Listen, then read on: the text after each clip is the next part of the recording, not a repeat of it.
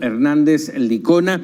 Él es doctor, economista, director de la Red de Pobreza Multidimensional de la Universidad Oxford y exdirector de Coneval. Gonzalo, como siempre, es un gusto el poder platicar contigo. Te lo agradezco como siempre.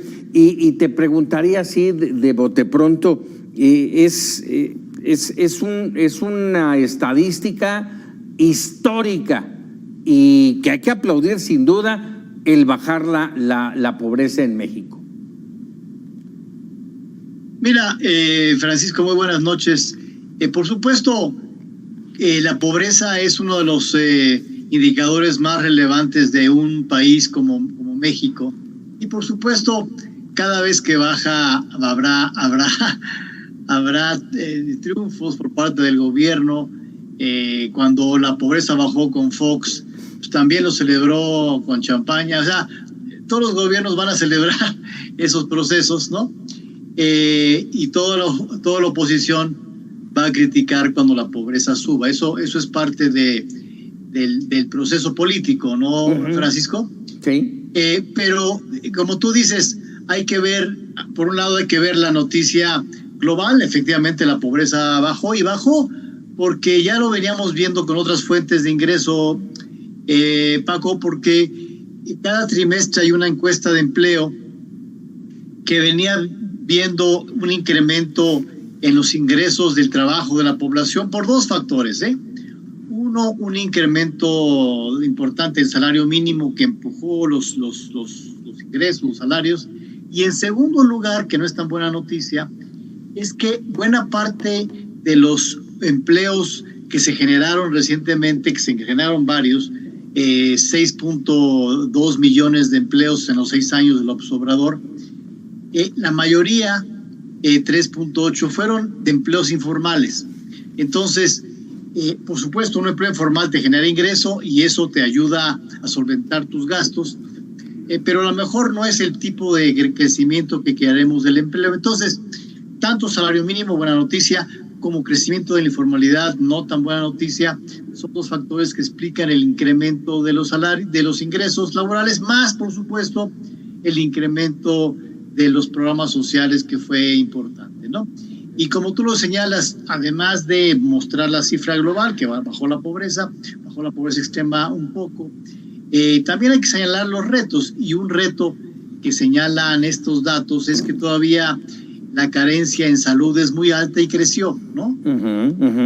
Y creció básicamente por una razón, y es que se desmanteló, sin decir agua va, el Seguro Popular, que completaba el esquema de salud con el IMSS y el ISSSTE, y se sustituyó por nada, porque el INSABI fue nada, y ahora tenemos el Bienestar. La gente todavía no sabe cómo se afilia, cuáles son sus derechos, y eso generó mucha confusión y mucho problema de acceso a los servicios de salud. Y esa fue la razón principal. O sea, el gobierno cometió un grave error hace casi 5 años en eliminar un seguro popular imperfecto, pero que algo ayudaba, y cambiarlo por nada.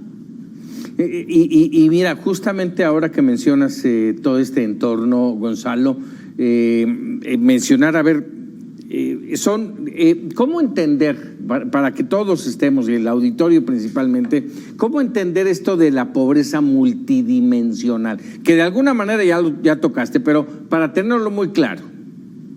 Mira, la pobreza tiene muchas causas y muchos elementos. Entonces, si yo le pregunto a la gente ahorita, díganme lo primero que les ocurre de pobreza. Te doy la palabra pobreza, dime lo primero que se te ocurre, ¿no? La gente va a decir, niños con hambre, viviendas precarias, un viejito que no tiene lana porque ya no tiene cómo. Yo veo una persona que no tiene chance de ir a curarse. O sea, la gente tiene muchas fotos, digamos, de la pobreza, y tiene razón, porque la pobreza se refleja en esos temas. No tener ingreso, no tener acceso a la salud, no tener acceso a un acceso a la educación, no tienen acceso a la seguridad social, y por lo tanto la pobreza se mide con esas dimensiones. Y por lo tanto hay que preguntar, oiga, ¿usted tiene ingreso suficiente? Oiga, ¿usted tiene acceso a la salud? Oiga, ¿usted tiene acceso a la educación?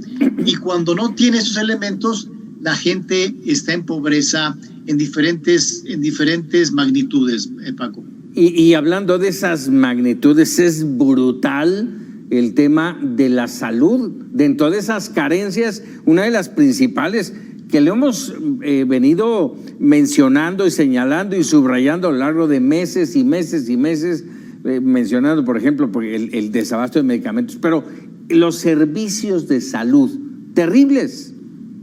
Duplicamos el número de personas que no tienen el servicio. Mira, una muestra un botón de muestra de este problema es que en estos 6 años ha crecido en 41% el gasto de bolsillo en salud. ¿Qué quiere decir eso?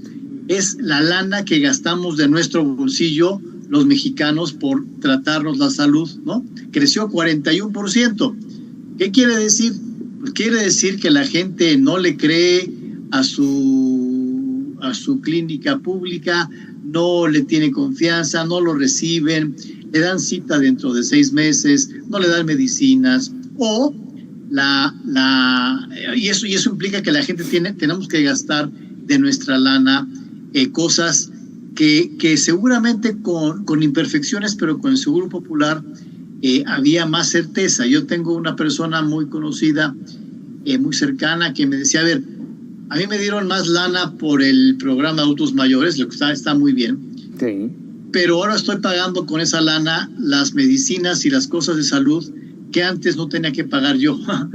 Ese es el gasto de bolsillo.